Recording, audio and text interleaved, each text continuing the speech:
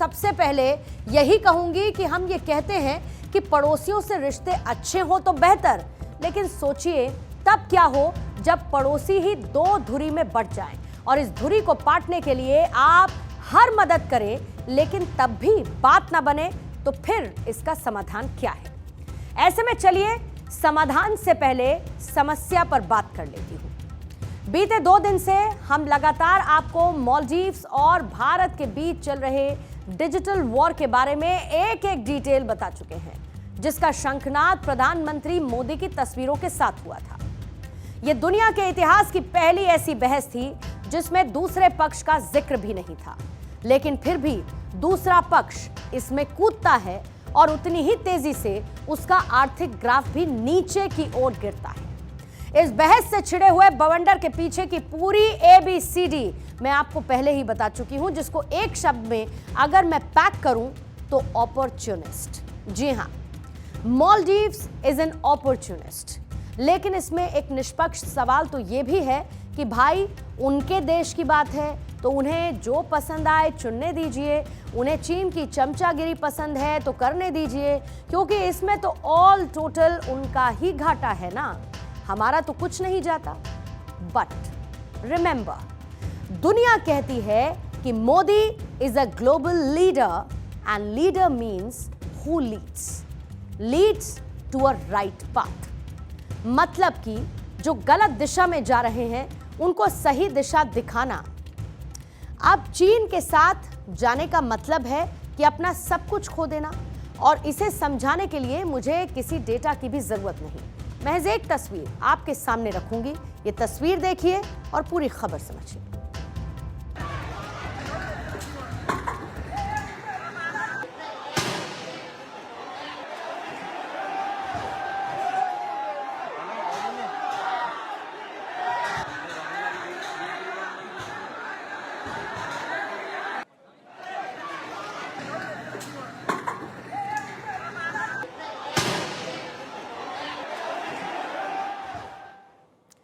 और अब आते हैं उस खबर पर जो खबरदार करती है। एक बहुत ही सिंपल एग्जाम्पल से आपको समझा देती हूं। आप 10 लोगों का एक ग्रुप है और इसमें A और B पक्ष ये दोनों मजबूत खेमे हैं, लेकिन फर्क ये है कि A बाकी सभी की मदद करता है, उन्हें साथ लेकर चलने की बात करता है, तो वहीं जो B आपको नजर आ रहा है उन्हें बड़े बड़े सपने दिखाता है और चालाकी के साथ आखिर में सब कुछ लूट लेता है। लेकिन कुछ लोग सिर्फ लालच और A की बढ़ती हुई ताकत से ईर्ष्या के चलते B का साथ देने के लिए निकल पड़ते हैं। अब इसको थोड़ा और आसान कर देती हूं। यहां A से मतलब है भारत और B से मतलब है चीन। बाकी बचे वो देश जो दक्षिण एशिया में आते हैं। अब बीते कुछ सालों में चीन ने एक बड़ी खतरनाक टेक्निक का इस्तेमाल किया। वो टेक्निक है निवेश की टेक्निक। ऊपर ऊपर से देखने में आपको ऐसा ही लगेगा, लेकिन जैसे ही आप उसके करीब और गहराई में जाएंगे तो आप ये समझ पाएंगे कि वो दरअसल निवेश नहीं है बल्कि सूदखोरी है। मतलब ये कि चीन पैसा निवेश नहीं करता बल्कि आपको कर्ज के जाल में फंसाता है। वो दक्षिण एशिया के देशों को पैसा देता है तो वो देश खुश हो जाते हैं। पाकिस्तान में भी खूब पैसा चीन ने लगाया, खुश हुआ।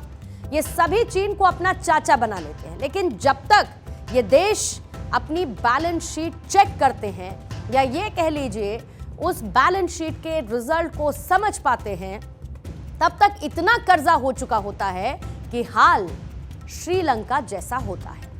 खैर, इसी लालच के चक्कर में दक्षिण एशिया के कई देश चीन की चौकीदारी में लगे हैं। मालदीव्स हो, नेपाल हो, तुर्की हो, ये तमाम ऐसे देश जो भारत विरोधी दलों ने जहां पर सरकार बना ली। नेपाल में लगातार भारत विरोधी सरकार है जो कि चीन के साथ कई समझौते कर रही है। हर दूसरे महीने चीन के साथ एक नई डील होने की खबर नेपाल से आ जाती है। तुर्की, एर्दोआन ने तुर्की को कट्टर और भारत विरोधी बना दिया। साथ ही चीन भी तुर्की को साधने में लगा है और साथ ही तुर्की पर पाकिस्तान का भी प्रभाव नजर आता है। बहरहाल पाकिस्तान के बारे में तो मैं क्या ही कहूं, अतिशयोक्ति नहीं होगी अगर मैं ये कह दूं कि पाकिस्तान ने चीन को अपना अभिभावक बना लिया है। चीन पाकिस्तान में जो चाहता है वो करता है और पूरा पाकिस्तान चीन के कर्ज जाल में बुरी तरीके से फंसा हुआ है। चीन के लोग पाकिस्तान में धीरे धीरे सेटल भी हो रहे हैं। पाकिस्तान में चल रहे BRI प्रोजेक्ट में पूरा चीनी सेटलमेंट नजर आता है। मालदीव्स ने पहले तो खुद को भारत के मसले में इंटरफेयर किया, फिर भारत ने जरा सी उस पर प्रतिक्रिया क्या दी, भागे भागे वो चीन के पास पहुंच गया। अब चीन ये कह रहा है कि भारत को ऐसा नहीं करना चाहिए था, वैसा नहीं करना चाहिए था। इन शॉर्ट ज्ञान दे रहा है। इन सभी देशों में चीन ने अपने पपेट बैठा दिए हैं और इन देशों के नेता सुबह शाम जिनपिंग को गुड मॉर्निंग, गुड नाइट करते रहते हैं। लेकिन इसका अंजाम क्या होगा वो बहुत क्लियर है। अब देखिए, ऐसा भी नहीं है कि चीन ने रातों रात इन सभी देशों में अपने पपेट्स को बैठा दिया। दरअसल ये पूरा एक प्रोजेक्ट है। जिनपिंग अपने पड़ोसी देशों को कवर करने में लगा हुआ है और जब से दक्षिण एशिया में अमेरिका का प्रभाव, उसका इंपैक्ट कम हुआ, एक पावर वैक्यूम क्रिएट हुआ। और इस वैक्यूम को कौन भरेगा?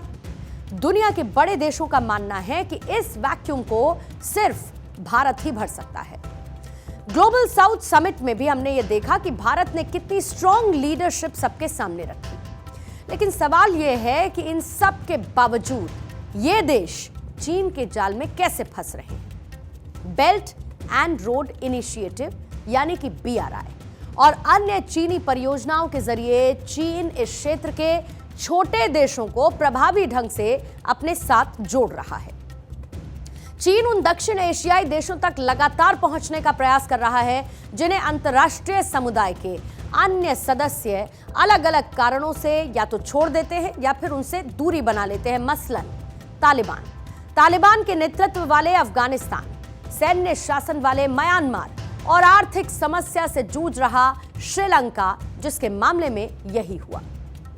भारत भी ऐसा करता है, लेकिन चीन का तरीका है वहां पर निवेश करके उसको हड़प लेना। लेकिन भारत का तरीका है मदद का। हमने अपने पड़ोसियों को वैक्सीन दी, जब जब कोई बड़ा विद्रोह छिड़ा तो सुरक्षा के लिए सैनिक भेजे, आर्थिक सहायता की और सब कुछ किया। और आज मालदीव को आप जरा देखिए, वो सारी मदद भूल चुका है। ये शॉर्ट टर्म मेमोरी लॉस है या फिर लॉन्ग टर्म मेमोरी लॉस, ये तो कहा नहीं जा सकता, लेकिन वो सब कुछ भूल चुका है। बस चीन से मिल रहा पैसा उसको इस वक्त लुभा रहा है। चीन अपने छोटे पड़ोसियों के साथ सीमा विवादों को सुलझाने के लगातार प्रयास कर रहा है और हाल ही में भूटान के साथ हुए समझौते को चीन के लिए रणनीतिक जीत के तौर पर देखा जा रहा है। तो ये तो स्ट्रैटेजीज हैं, रणनीति है जिसके जरिए चीन साउथ एशिया के देशों को अपने पाले में लाने के लिए हर तरीके का प्रयास करता है।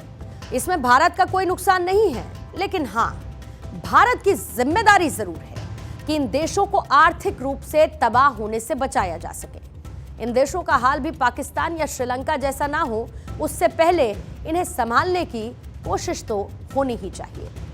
ऐसा डिफेंस एंड फॉरेन एक्सपर्ट्स भी कहते हैं।